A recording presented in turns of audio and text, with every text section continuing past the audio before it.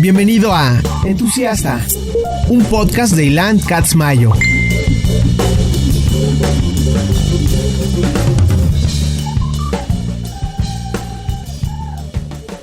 Entusiastas patrocinado por Skullcandy. Grandes earbuds, grandes audífonos, gran producto, se los recomiendo ampliamente.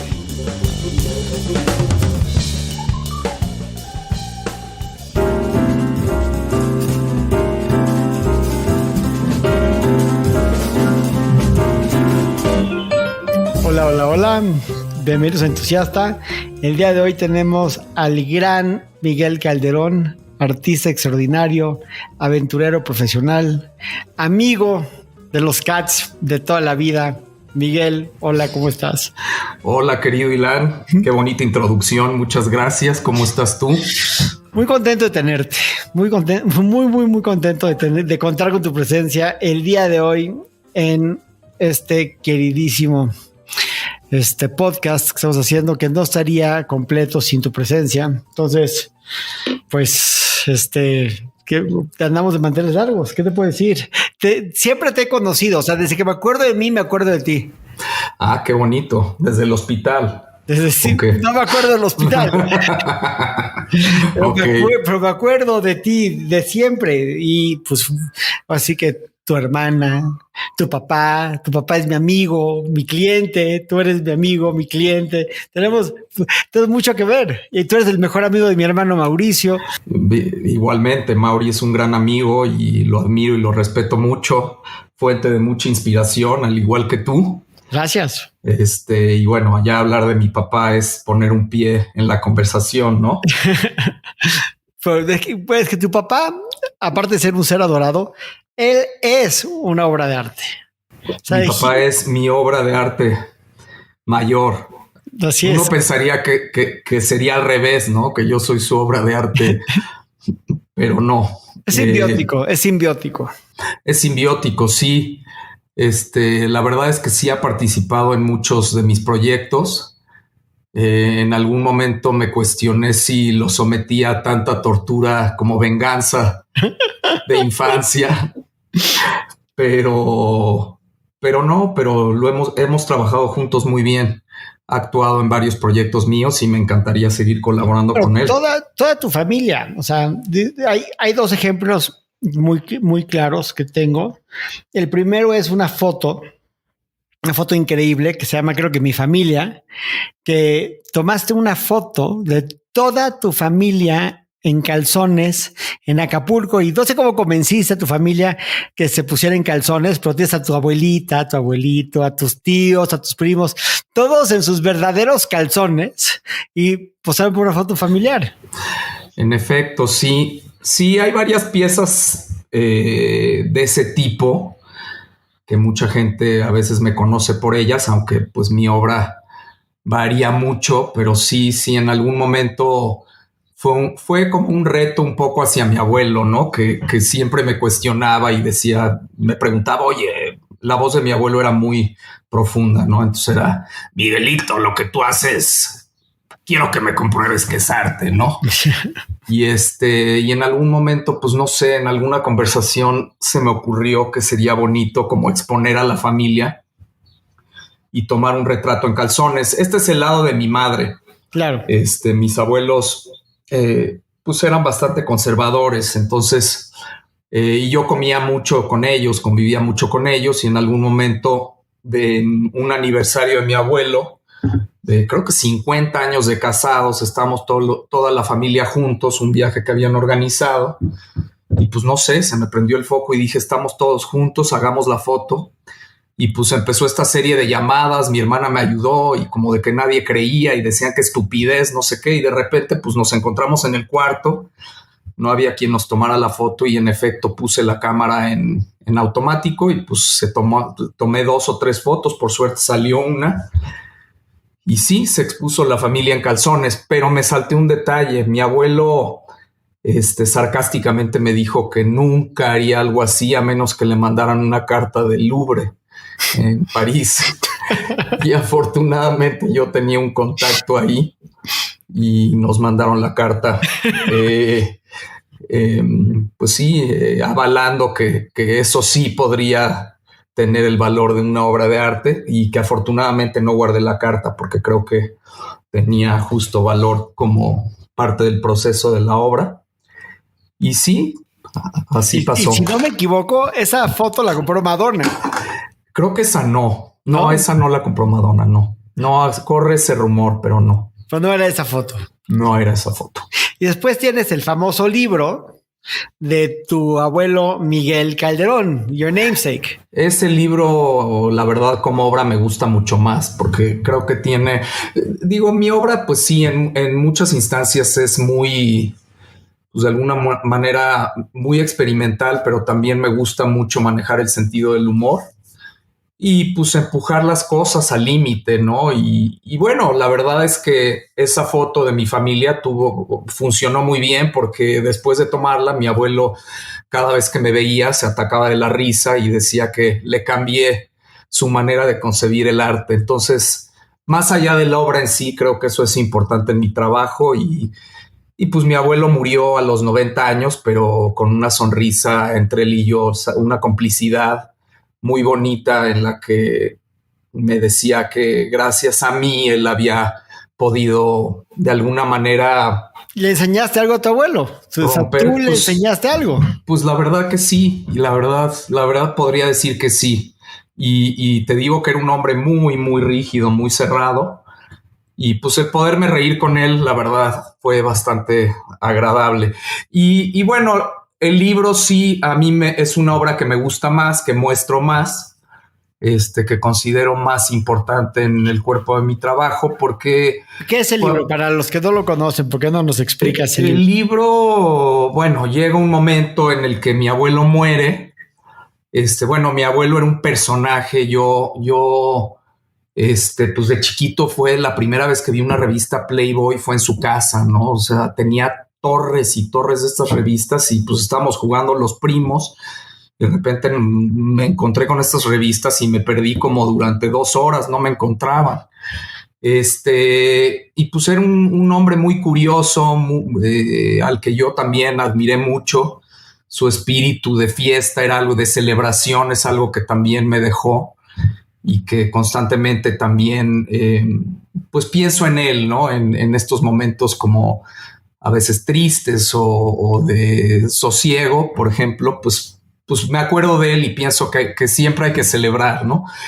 Entonces, bueno, hay muchas historias relacionadas a mi abuelo muy interesantes.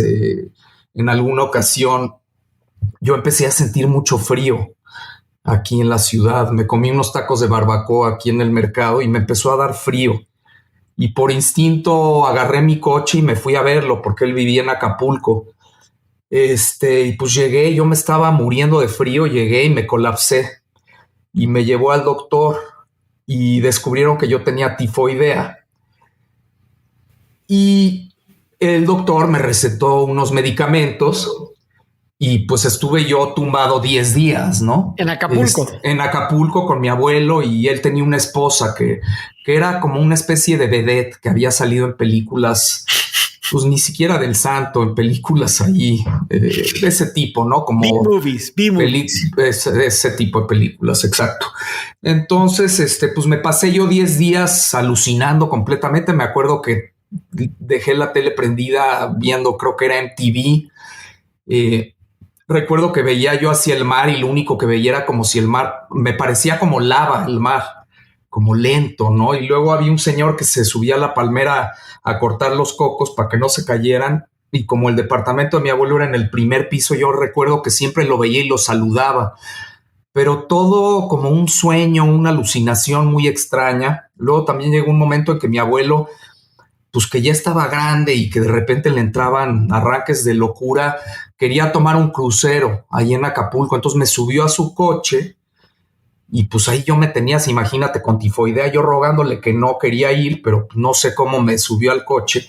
Llegamos a este crucero que le decían el Love Boat en ese entonces. Mi abuelo insistía que me subiera yo con él al crucero, el de seguridad, pues veía a mi abuelo como loco y yo rogándole, oye, abuelito, por favor, no me hagas esto. Y pues que según él, el crucero nos iba a llevar a Las Vegas, ¿no? Que obviamente no llegan cruceros a Las Vegas. Pues pasaron 10 días, se me quitó la tifoidea de alguna manera, me vi en el espejo, había bajado yo muchos kilos y como sabrás, pues yo si pierdo kilos, pues me desaparezco porque soy muy delgado. Soy muy delgado y pues parecía yo víctima de alguna especie de holocausto nuclear. Holocausto nuclear, si le quieres decir así. Y ya fui al doctor a verlo, me dijo, ya estás bien. Y le comenté que me dijo, consumiste la medicina que te tenías que inyectar. Y le dije, sí, me puse mis 2 inyecciones al día. Y el doctor me preguntó, ¿cómo? 2 inyecciones al día, ¿de qué me estás hablando? Y ya regresé yo al departamento, investigué dónde estaban las inyecciones y vi que estaba el antibiótico que me tenía que dar y morfina que mi abuelo, por azares suyos, decidió inyectarme porque según él que eso me iba a alivianar toda la enfermedad. Y sí te alivianó. Y sí me alivianó, pero luego me generó una especie de... Me costó trabajo. Como que continué con alucinaciones durante unos días después. Pero bueno, ya corté la historia del libro. Bueno, mi abuelo pues vivió en Acapulco, tuvo él una tragedia de alguna manera que yo creo que ahorita ya no tenemos tiempo para que la cuente, pero pues mi abuelo se mudó a vivir a Acapulco en los 70s. Como renunció a todo, él tenía una fábrica que medio que perdió y se fue a vivir a Acapulco y pues adoptó el estilo de vida acapulqueño a todo lo que da, ¿no? De alguna manera, Mauri, en algún momento tu hermano quería hacer un guión que le iba a poner Mr. Acapulco y creo que sí tenía mucha influencia por parte de mi abuelo. Mi abuelo nació en México, pero su familia era de Turquía. Y y pues bueno, para regresar a lo del libro, en algún momento mi abuelo murió y me mandaron una caja amarilla de esta bebida Chivas Regal. Pues, ¿qué traerá esto? Dinero, seguro. Me emocioné, dije, ya la hice, ¿no? Y abrí la caja y descubro que hay recortes de revistas, de periódicos, de sociales, de fotos de bares, de fotos tomadas por no sé quién. De fotógrafo de algo. Sí, miles y miles y miles de fotografías de mi abuelo con diversas mujeres. Y pues se me vinieron una serie de preguntas evidentes, ¿no? Porque se llamaba igual que yo, que pues, ¿cuál era el mensaje, ¿no? de este libro? Me cuestioné si esto era un álbum fotográfico personal, familiar, o si esto era una obra o algo que podría trascender el álbum familiar y volverse una especie de obra mía. Y pues de alguna manera fue una gran herencia porque pues me hizo cuestionar muchas cosas, ¿no? Es un libro muy interesante porque lo único que hay en el libro son diversas fotos de tu abuelo, la mayoría de ellas en fiestas o en bares o en antros, sí, con distintas mujeres. O sea, con mujeres que él o estaba con ellas, o sea, las ligó ahí o llegó con ellas, pero son fotos de ella.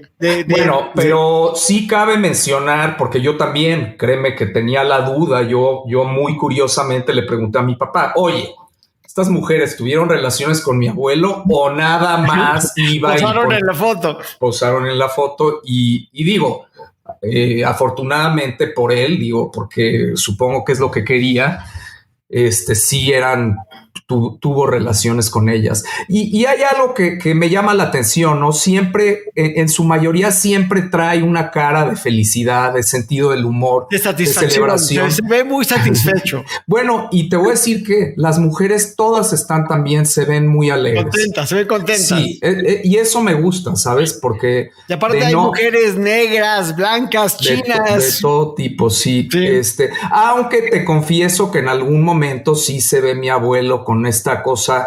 Hay un término en inglés, creo que se llama 100-mile stare, que es como esta mirada perdida creo que la usaban mucho para alguna especie de soldados, no me acuerdo si en la Segunda Guerra Mundial o en Vietnam, ¿no? De esta mirada ya perdida de tanto estar inmiscuido en esto, y de repente sí le veo ya la mirada perdida a mi abuelo, pero pues sí, me trajo muchas preguntas, y pues de alguna manera también me gusta mucho que conforme mi abuelo va envejeciendo, tú vas viendo en estas fotos en el fondo cómo Acapulco también va en una especie de decadencia. ¿Sí me explico? Pues Entonces, es chistoso porque parecería que son las fotos de su vida, pero también es su legado, es lo que te dejó, o sea, eso es lo que hay, es el legado de tu abuelo, son el testimonio de todas estas noches en la fiesta. pues sí, aunque te confieso que yo también después de esto entrevisté y me topé con gente que estaba en el libro y me enteré de algo que me pareció un dato bonito y curioso y como parte de esta herencia, ¿no? Como el hacerme estas preguntas que sí llegó en algún momento mi abuela, yo creo que él se sintió traicionado y la última esposa de mi abuelo, bueno, solo tuvo dos. De hecho, ella me contó que se casó con mi abuelo porque mi abuela le hablaba y le decía, está mi esposo, y ella le molestaba que le preguntara por su esposo. ¿Sí me explico? Claro. Entonces, ella me contó que una de las grandes razones por las que le gustaba salir en sociales con mujeres también era para que mi abuela lo viera, porque de alguna manera se sintió traicionado por ella. Ella lo dejó justamente por un amigo, era un amigo de los dos, y la historia es muy larga, pero de alguna manera digna para un guión en algún momento. Entonces, si en algún momento hago este guión, pues siento que es parte de la herencia, ¿no? Entonces del regalo.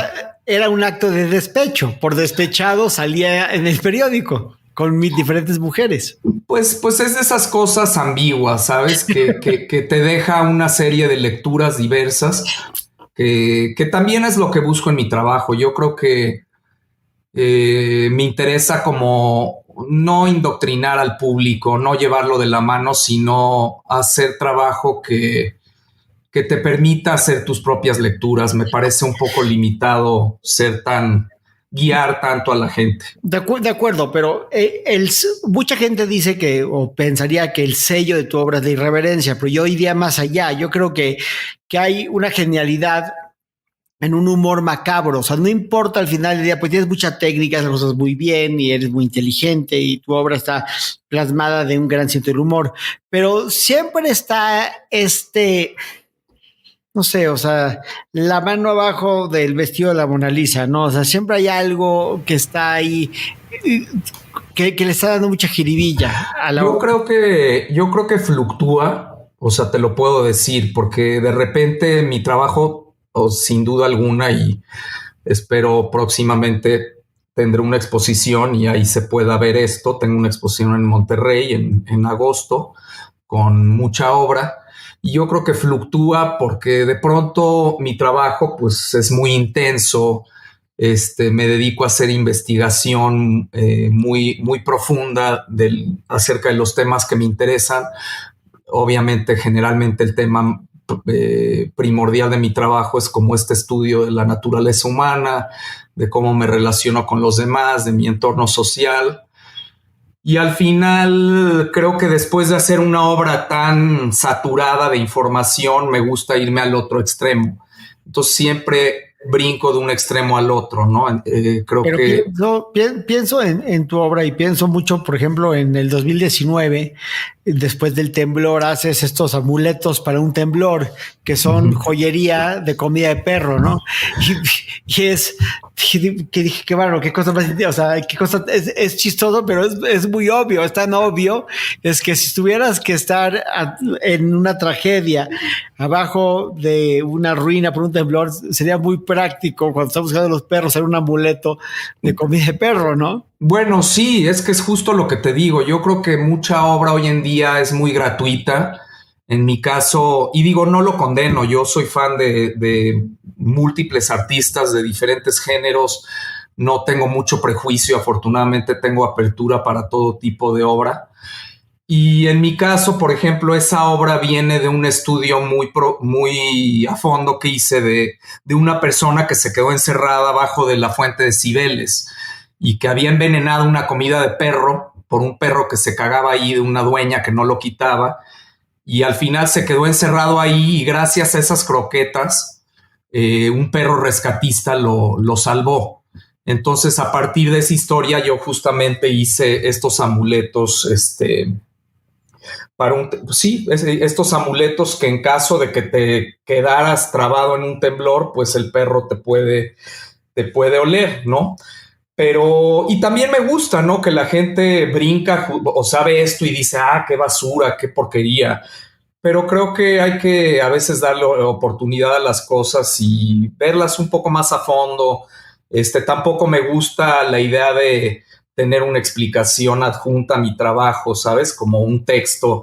Creo que lo interesante luego es lo que dice la gente y cómo las cosas toman forma, a pesar de que creo que, digo, yo no tengo Instagram, podría y lo he pensado, pero no sé si el internet es el lugar más fiel a mi obra, pero digo, yo creo que el lugar más fiel para ver mi trabajo es verlo en vivo siempre, ¿no? Pero regresando a este tema de la irreverencia y del humor, entiendo lo que dices, pero ahí, por ejemplo, una de las cosas más chistosas para mí que has hecho es el México-Brasil 17-0, donde editas un partido de fútbol o varios partidos de fútbol y acaba el marcador 17 goles México, 0 Brasil, ¿no? Claro, pero también, o sea, toma en cuenta que también fue un estudio muy a fondo de características que yo veía en los partidos, ¿no? De cómo, de actitudes, que nos representaban de alguna manera y me llamaba mucho la atención y pues me llega esta invitación para participar en la Bienal de Sao Paulo, pero lo primero que me dicen es que era una competencia, ¿no? Lo cual ya de entrada a mí me pareció muy incómodo tener que competir para representar a México en una exposición como lo era la Bienal de Sao Paulo. Creo que era el único país que puso artistas a competir. Yo creo que debió de haber sido una selección de los curadores.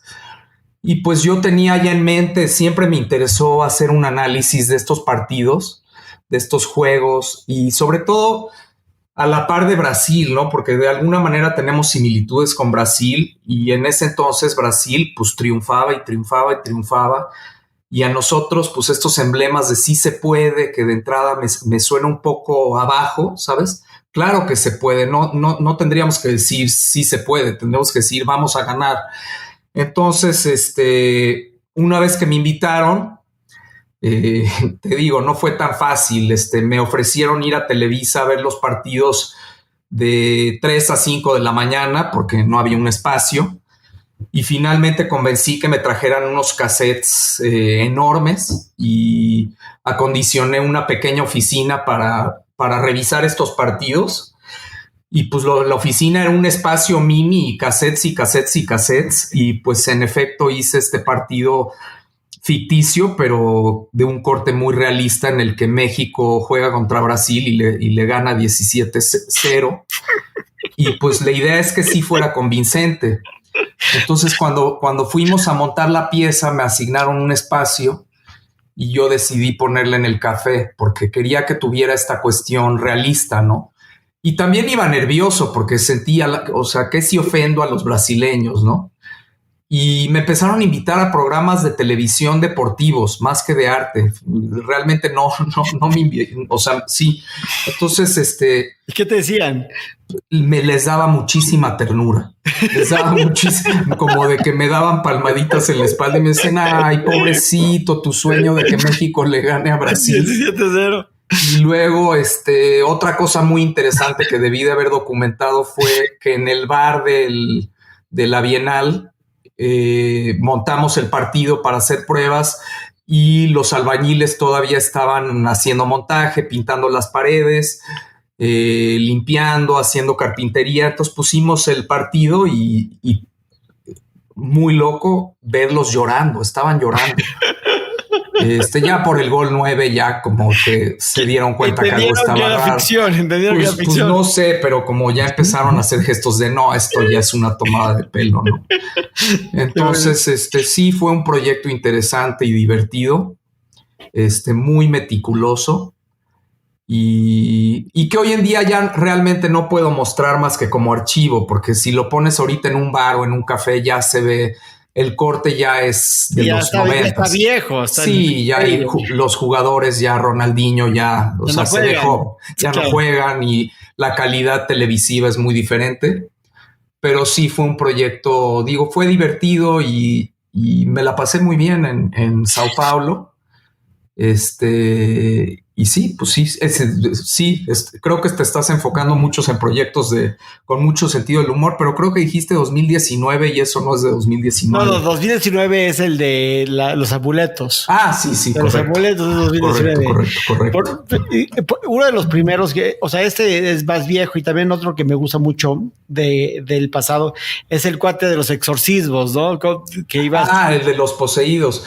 También ese sí le veo mucho humor, pero igual hay como una línea delgada entre humor y algo. No es macabro, es muy macabro. Pues yo no sé si macabro, pero pues es el diablo, están poseídos. Es que puse un letrero, creo que fue en 2000 o 1999.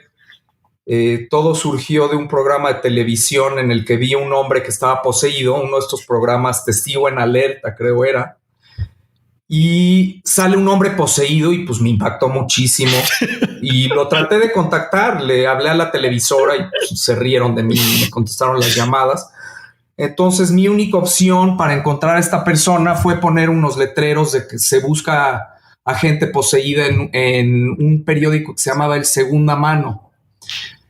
Entonces lo publiqué creo que 2 semanas y empecé a recibir llamadas, muchas burlas. Tuve que cambiar el teléfono porque ya me hablaban y me decían soy el diablo, ¿no?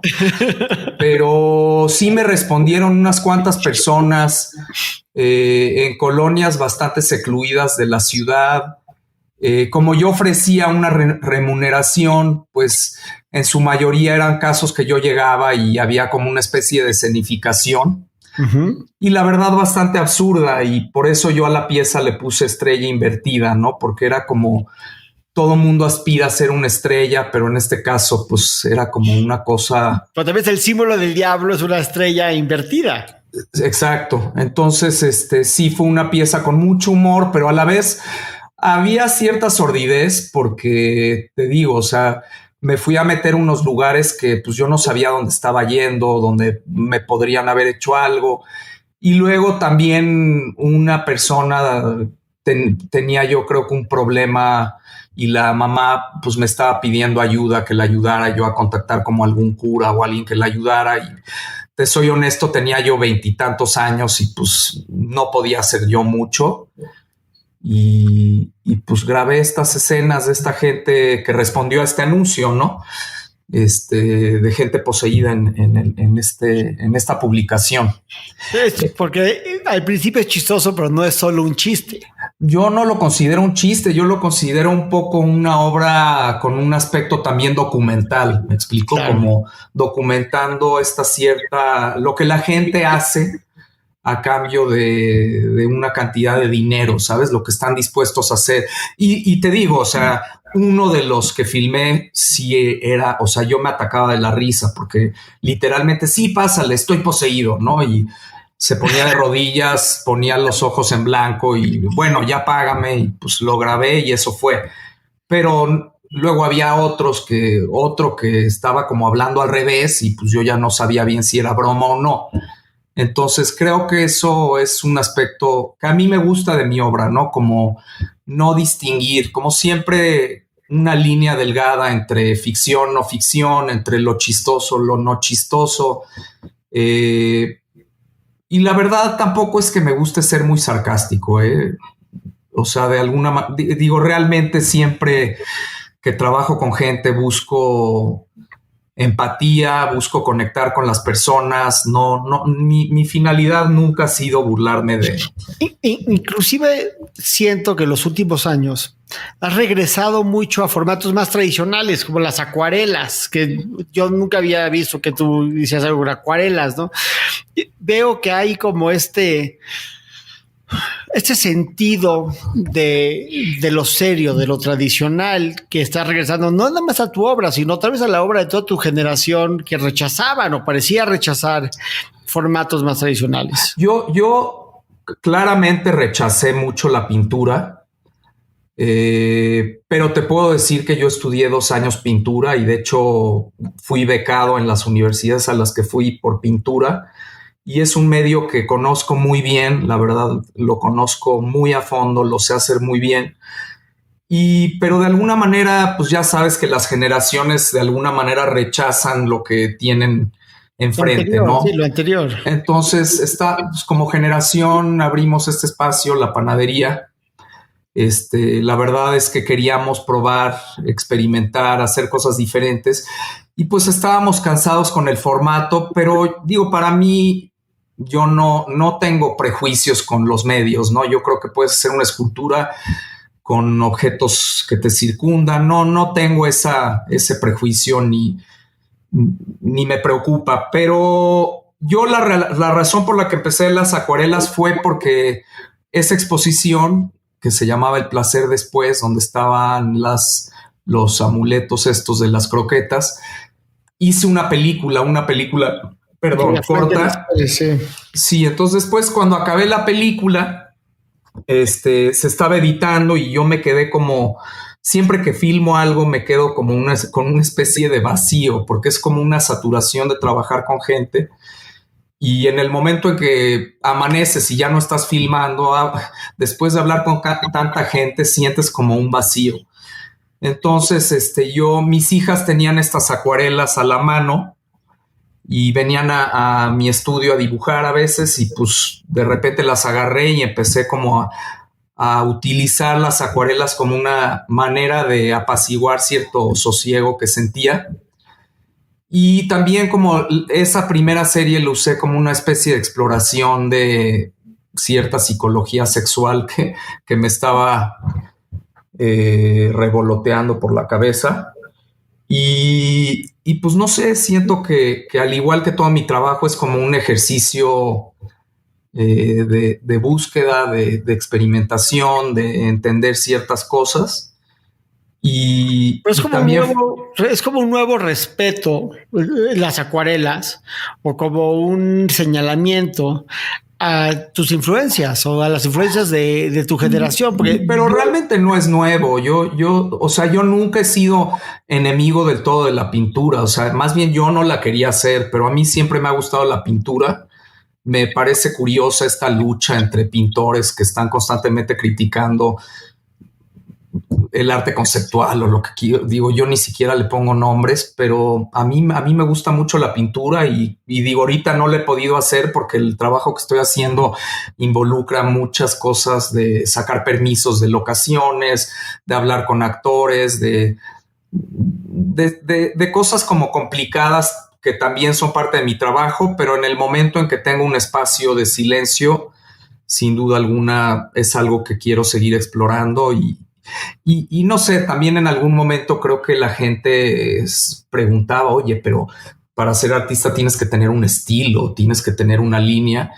Y yo realmente no creo en eso. O sea, creo que, digo yo, hablando de mí, y creo que todos somos así, pues experimentamos una gama tan grande o tan vasta de sentimientos que si un día me levanto de buen humor, pues a lo mejor hago una obra con humor, y si otro día me cuestiono ciertas cosas más azotadas, si le quieres decir así, pues hago una obra de eso. Más bien yo no tengo una línea definida de lo que voy a hacer, más bien me voy adaptando a las circunstancias con las que me voy encontrando y a partir de eso voy definiendo mis trabajos. ¿Sí?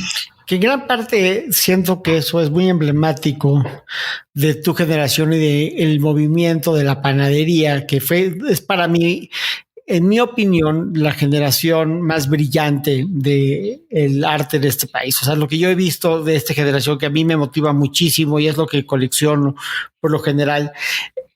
Esta forma de agarrar referencias de todos lados y de no querer hacer un arte que sea necesariamente, pues, para decirlo de una forma muy notoriamente estéticamente mexicano, puede agarrar de todos lados, es muy de esa generación. ¿Cómo sientes la evolución de tu generación de los 90 para acá? Pues mira, por ejemplo, yo en esa época, yo, como te digo, conseguí afortunadamente una beca para estudiar en San Francisco.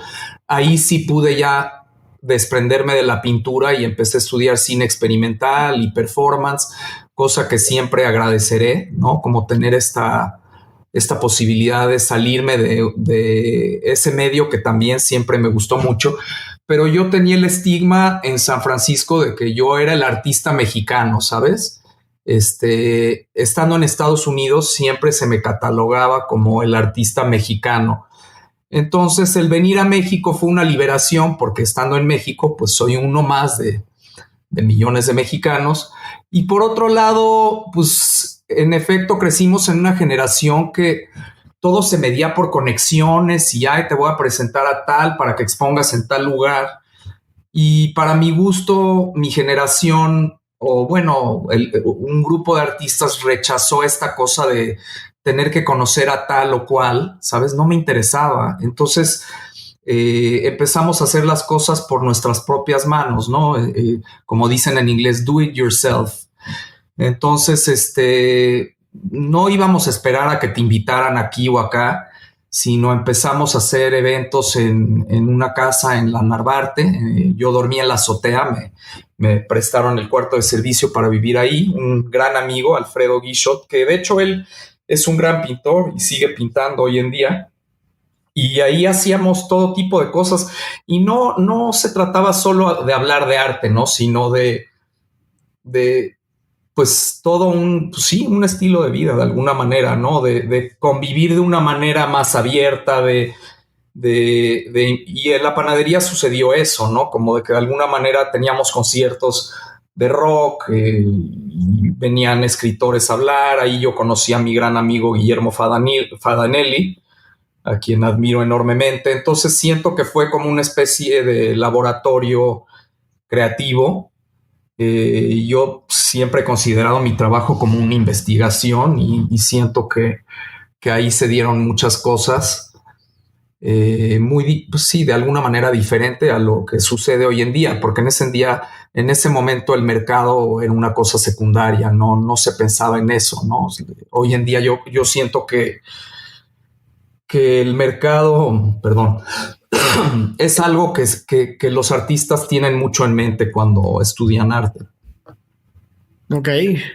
Y aparte tú eres un artista, a diferencia de muchos que sí estudió arte, porque hay muchos arquitectos que fueron artistas, que hoy son artistas importantes, pero tú tienes esta línea desde muy, muy joven, desde adolescente, de ser artista.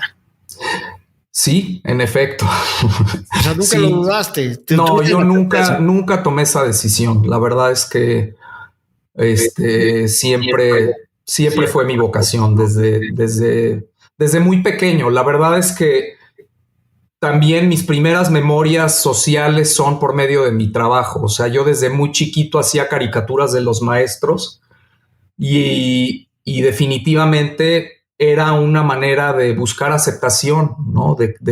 Mis compañeros se reían tanto de estas caricaturas que me invitaban a jugar fútbol, ¿sabes? Cabe mencionar que sí, yo era el niño más chaparro y más flaco de la clase. Claro. Y eso te hace volverte, pues de alguna manera sí era como un poco salvaje, ¿no? Y también en nuestros días, no, lo del bullying no era una cosa que los papás tenían mucho en mente. Entonces tenías que aprender a defenderte emocional y físicamente a como diera lugar. Y el arte siempre fue una forma para mí de alguna manera de conectar con otras gentes. Luego con otros niños de la escuela hacíamos un cómic y siempre fue la creatividad. Puedo decir abiertamente que sí fue siempre un método o una manera de relacionarme con los demás. y hasta la fecha creo que mi trabajo sí está muy vinculado con la amistad. O sea, de hecho, todas las películas que he hecho, la gente con la que he trabajado, en general los actores son amigos cercanos. ¿Y ya sea que se vuelven o que son de antemano, sí. ¿Y de qué forma crees que el vivir en la Ciudad de México y ser parte de esta generación ha sido importante? O sea, ¿tú te podrías ir mañana a vivir a Madrid o a Nueva York? La verdad que no. La verdad que no. He tenido muchas oportunidades y me cuesta mucho trabajo. Yo siento que estar aquí para mí es una gran fuente de información constante. Una cosa que siempre ha sido muy latente en mi manera de pensar o en mi manera de cuestionar mi realidad en México es como la falta de reglas o de leyes que hay. Y esto como artista pues es un paraíso, ¿no? Porque prácticamente puedes hacer lo que se te da la gana siempre. La verdad es que siempre lo he hecho. Y te puedo decir que, digo, con un fin artístico, pues es una joya tener este paraíso sin leyes, ¿sabes? Como este mundo, de alguna manera, el viejo como tu fuente de trabajo. Pero como lo es, esas libertades que me tomo, también mucha gente se las toma para cosas muy negativas, ¿sabes? Se salta todas las reglas.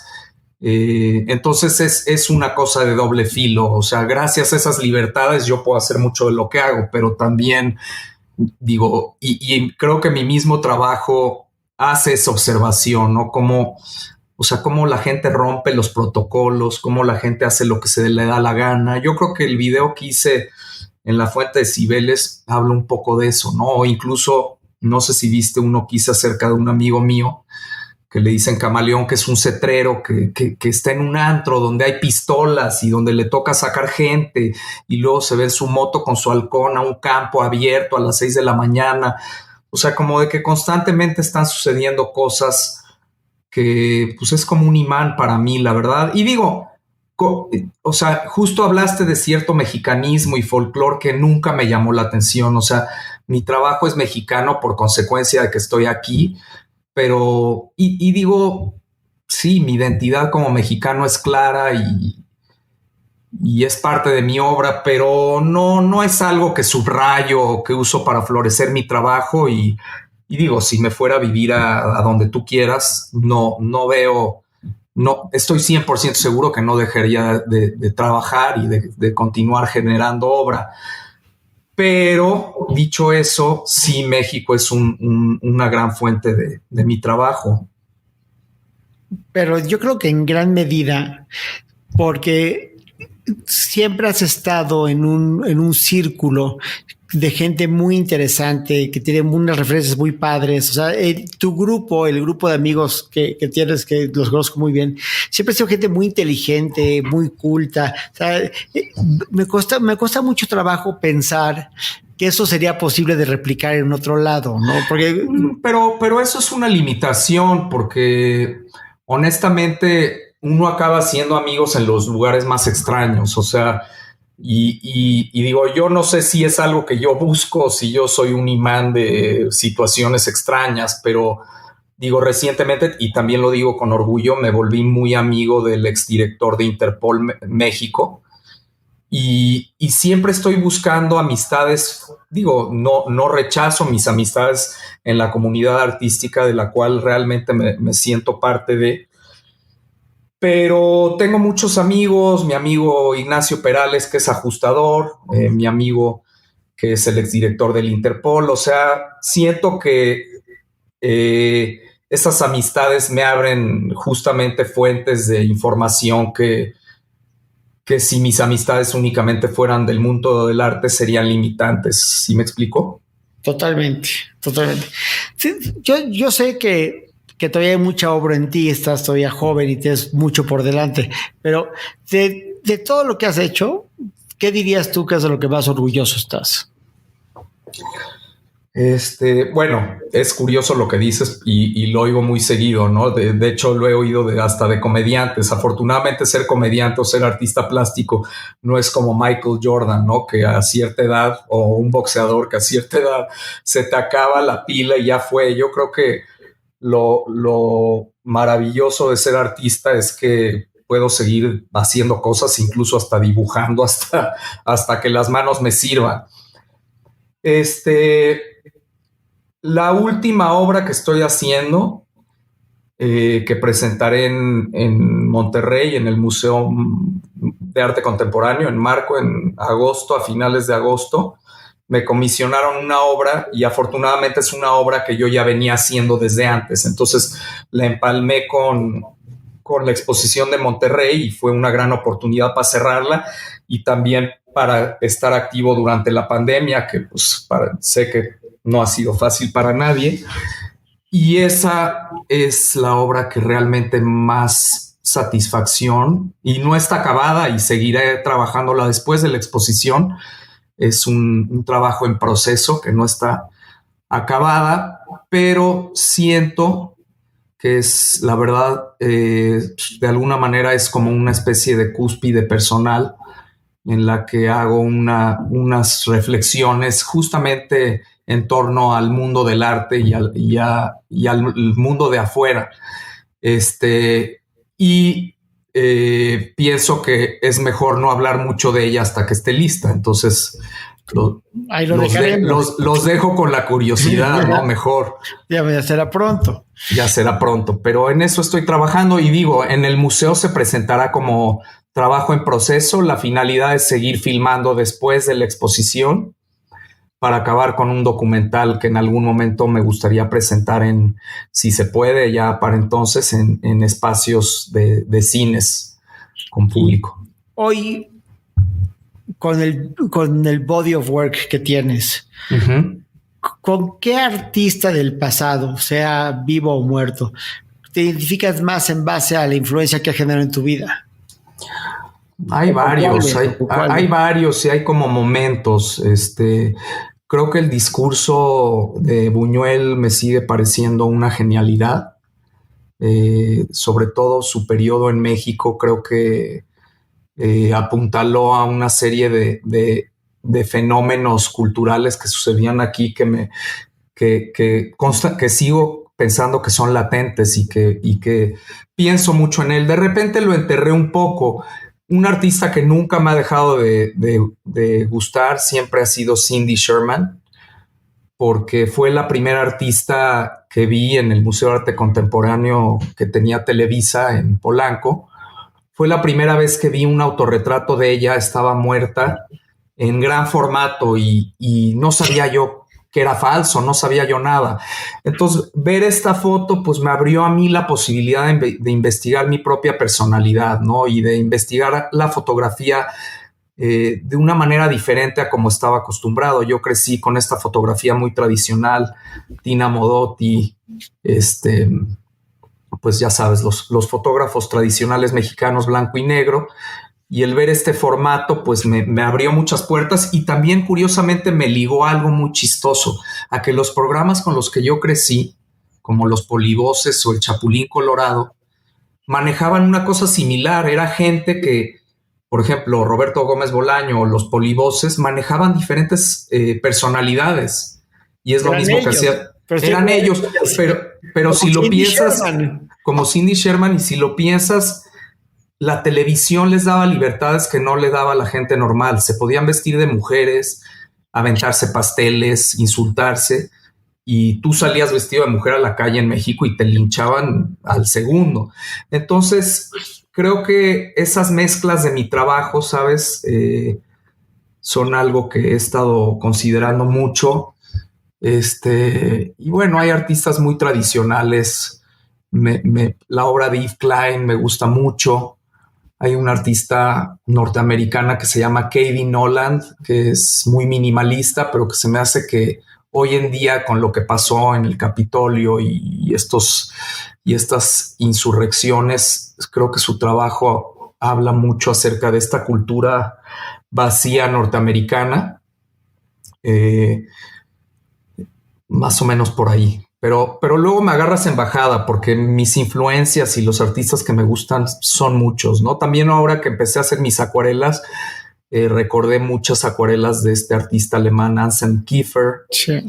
Yo vi mucho de Kiefer, obviamente en lo que no es oscuro de Kiefer, en las acuarelas de Kiefer, pero se me hizo raro mencionarlo porque Kiefer y tú como que no los veo empalmados, ¿no?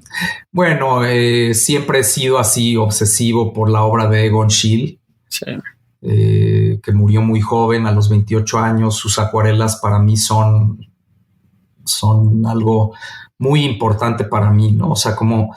Y justo el medio de la acuarela, pues es un medio que para mí tienes que estar ahí al 100%, no puedes hacerlas distraído. Entonces, ese estado de concentración es algo que me gustó en el momento. Y sabes también que me recuerda mucho a ti. Bueno, Goya también es mi héroe, ¿no? Bueno, Goya, uno que puede decir, ¿no? Uno que puede decir, sí. Pero también no sé si es tanto en lo estético o en el subtexto o en el estilo o en la irreverencia, pero veo mucho de Paul McCartney en ti, ¿no? Sí me interesa mucho Paul McCartney. Sí fue un artista. Yo lo vi hablar en los 90s y me dejó un gran impacto porque realmente fue el primer artista junto con Cindy Sherman y Mike Kelley, se puede decir que descubrí el poder de lo antiestético, ¿no? Y como dice, hay una frase de Bataille que dice que habla de la belleza de profanar la belleza, ¿no? Hay algo muy hermoso de profanar la belleza. Entonces, el descubrir estos artistas, pues me hizo justamente acoger haber crecido con estos programas de televisión con una estética asquerosa, ¿me entiendes? O sea, chiquilladas, el Chapulín Colorado, los polivoces, estas luces de colores, cortinillas absurdas. Que va de lo kitsch a lo grotesco, porque puede ser medio kitsch de repente, pero no es kitsch, es otra cosa. Pues es algo ya muy denso, ¿no? Y si tú ves, digo, yo de hecho hice un análisis estético, no lo he sacado, pero lo tengo en mente, en el que hago paralelas entre las obras de estos tres artistas y el Chapulín Colorado, Chiquilladas y Paul McCartney. Hay ciertas escenas, yo empalmé ciertas imágenes y no sabes qué es de quién. So, imagínate, para mí realmente lo curioso, interesante, chistoso, pensar que tengo una influencia de la televisión mexicana de los 80s y luego este gran interés por el arte norteamericano de los 90s, que en el fondo son muy similares. Como te digo, el espacio de la televisión mexicana le daba a estas personas unas libertades que la gente común no tenía. Totalmente. Y en los 90s estos artistas pues se tomaron las mismas libertades en el espacio de los museos, por ejemplo, ¿no? Y es increíble cómo en la tele mexicana todo se parecía, o sea, los polivoces y Jacobo Zabludowski y el tío Gamboín, todos tenían una estética súper similar. Eso es verdad. Que lo puedes trasplantar tal vez a Mike Kelley, ¿no? O sea, se parece también un poco. Digo, que tal vez Mike Kelley es grande, aunque creo que tal vez no tiene mucho mercado, a diferencia de Paul McCartney, pero estos... Mike Kelley tiene muchísimo mercado, es de los artistas creo que más vendidos que hay. ¿Tú crees? Digo, que en paz descanse, ¿no? Fue muy doloroso saber que se fue. La verdad, a mí me afectó en lo personal, lo conocí muy poco, pero yo creo que le costó trabajo asimilar lo que estaba sucediendo, ¿no? Porque en el fondo era una persona que, a pesar de que la comunidad artística lo representó y lo tomó, yo siento que nunca dejó de ser un outsider, un forastero. Bueno, ¿no? Porque lo público y lo privado en Mike Kelley estaban muy ligados, ¿no? No había mucha diferencia entre lo público y lo ligado, ¿no? Y lo privado. Pero siento que para la importancia que tiene como artista y para la importancia que tiene el arte contemporáneo, debería ser impagable, deberían de valer 10 billones, 20 Pues creo millones. Que sí los valen, Ilan. Sí, ya tienes que hacer llamadas a Gagosian para ver que sí cuestan lo que te estás imaginando, sí. Sí, igual y no estoy lo suficientemente informado acerca del mercado de Mike Kelley, pero no importa, lo importante es que sin duda puedo ver eso en la importancia de lo contemporáneo, puedo ver eso en mucho de tu obra y me encanta, o sea, la verdad es que tú sabes que me encanta lo que tú haces. Tengo varias piezas tuyas y espero tener todos los días más. ¿De dónde te las robaste, Ilan? ¿Qué pasó? Solo porque me conoces bien, ¿no? Eso sí. No, pues no sabes cómo te agradezco este tiempo que hemos tenido juntos, mi queridísimo Miguel. I love you, man. Muchas gracias, Ilan. La verdad es que muy enriquecedora la plática. Espero que te funcione. Por supuesto que sí. Estoy seguro que todo el mundo va a estar muy interesado en todo lo que podemos platicar y pues nada, pues muchas gracias. Muchas gracias a ti, querido.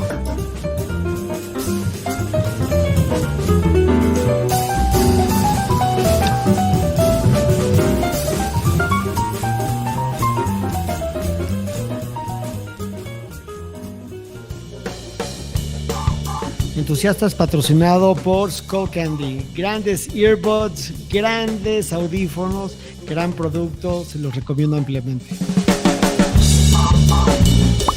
Entusiasta, un podcast de Ilan Katz Mayo.